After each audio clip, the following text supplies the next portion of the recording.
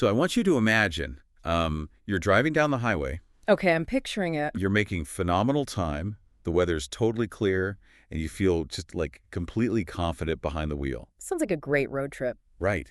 But here's the problem. Your map is from like 1995, and you are heading 100 miles in the absolute wrong direction. Oh no, that's a nightmare. It is.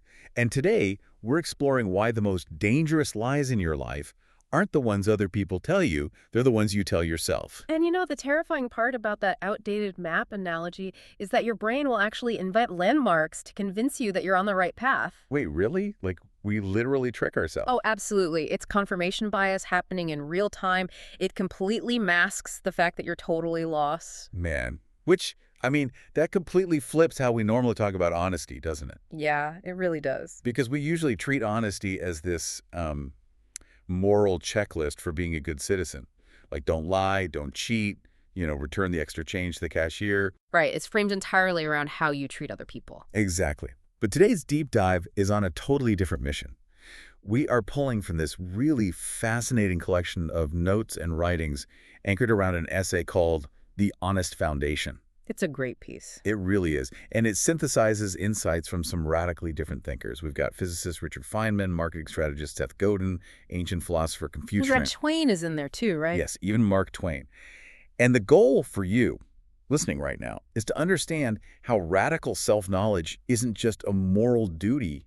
It is like the ultimate strategic armor for your own life. Yeah, we are going to connect the dots between your internal psychology, what happens quietly in the privacy of your own head, and the very tangible, real-world results you experience. Because those two are totally linked. Completely linked. The core premise we're looking at is that before you can strategize a career move, or before you lead a team, or even deeply connect with your family. Exactly. Before any of that, you have to conquer your own internal illusions. Okay, let's unpack this.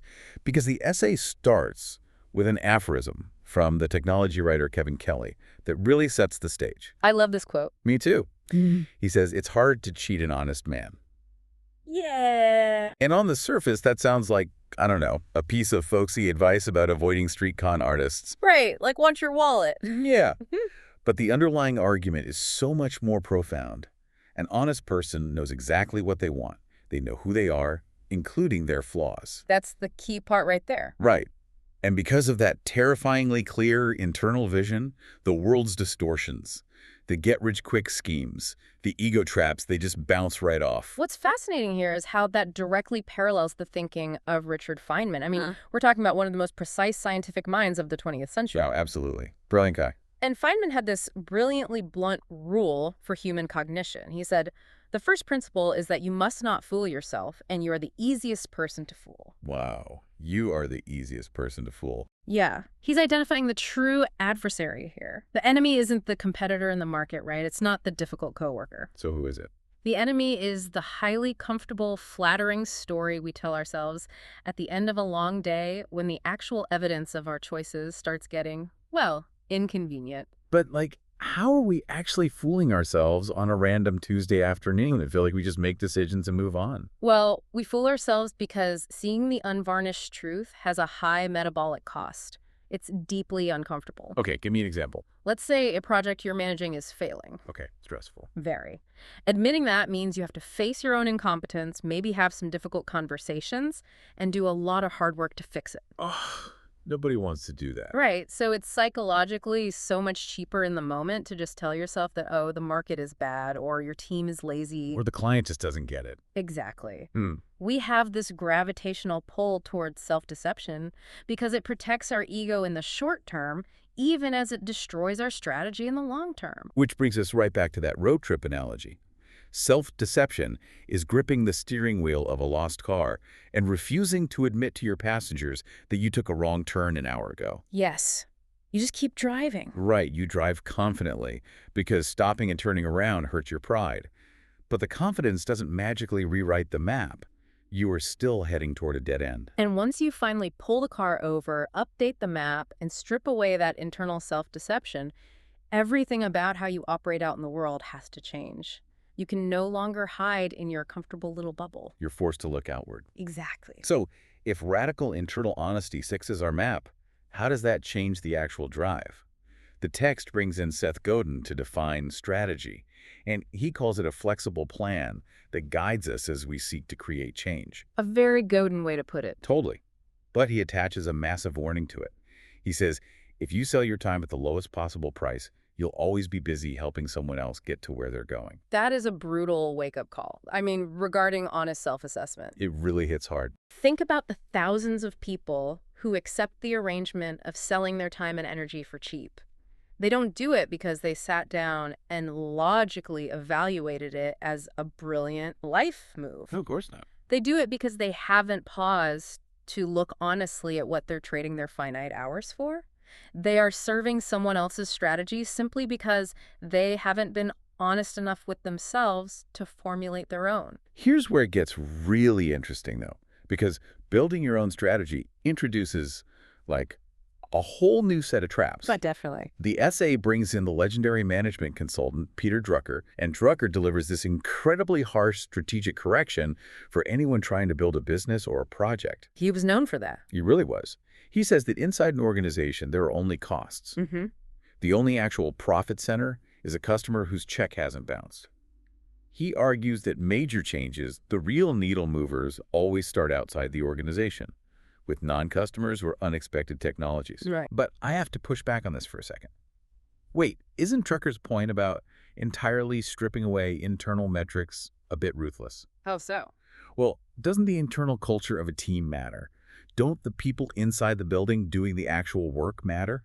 If we connect this to the bigger picture, Drucker isn't dismissing human value or saying culture doesn't matter. Okay. What he's warning against is the specific self-deception of inward-looking vanity metrics. Think about how a modern corporation actually functions. Oh, the endless dashboards. Exactly. It's incredibly easy for a team of 100 people to sit in a conference room, look at a beautifully designed internal dashboard, pat themselves on the back for hitting some arbitrary KPI, and feel like they're winning. But they're not. Well, if that internal KPI doesn't translate to actual value for a customer out in the real world, the entire team is participating in a shared hallucination. Oh, wow. They're mistaking the metrics for the mission. Precisely. The self-deceiver is playing a completely different game than the one happening in the actual market. Drucker is demanding that the honest strategist resist the pull of the known. The familiar spreadsheets. Yes, the comfortable daily routines. He wants them to force themselves to look outward, because to only know your own internal processes is to be strategically half blind. That perfectly frames the spiritual parable the essay includes from Anthony de Mello. Oh, the wall and the light. Yeah. He tells this story about a disciple who was showing excessive reverence toward a teacher. And de Mello responds, light is reflected on a wall. Why venerate the wall? Be attentive to the light. It's such a striking image. The plan, the internal metric, the organizational structure, those are just the wall. They're just catching the reflection. Exactly. They are the vehicle. The strategist who falls in love with their own brilliant business plan, or a manager who obsesses over a team dashboard while the customers are furious. They've committed the exact same error as the disciple worshiping the wall. Yes, they have totally lost sight of the actual light. Okay, so radical honesty forces us to look outward and prevents us from worshiping the wall. It fixes our strategy. But strategy eventually has to be executed by human beings, right? Always. What happens when that clear-eyed, brutally honest strategist has to actually manage a team or go home and be a partner or a parent?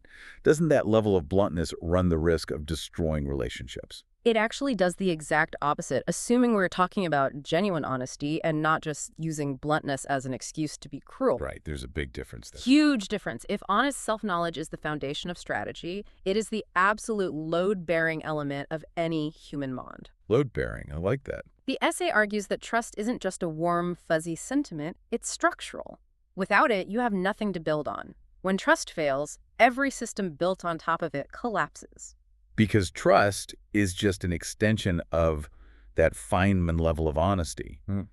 We simply cannot sustain real intimacy or leadership if we are constantly performing. It's exhausting. It is. Think about the physical toll of anxiously managing how people perceive you. Trying to wear the perfect mask for your boss, a different mask for your peers, another for your family. It's metabolically exhausting. And worse, it's incredibly lonely because the actual you is never actually being seen. The text makes the point that the honest person is trustworthy because there is coherence. Yes, coherence. There's zero gap between what they are and what they show. Coherence is the key mechanism there. And the text highlights some beautiful Spanish proverbs to illustrate how this coherence plays out in daily life. Oh, right, the Proverbs. Yeah. One is, ser amable es más importante que tener razón, which translates to being kind is more important than being right. That's a hard one for the ego to swallow. It is. It notes that people usually don't need a brilliant mind speaking at them to fix their problems. They need a listening heart. And the second proverb is, con virtud y bondad se adquiere autoridad.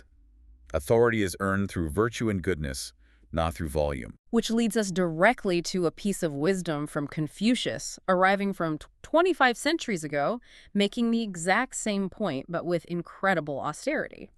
What did he say? Confucius said, "Open your mouth only if what you are going to say is more beautiful than silence." I have to admit, that quote stopped me in my tracks and made me struggle a bit. Yeah. Why is that? Well, I love it in theory, but practically speaking, how does that work in the modern world? It's tough.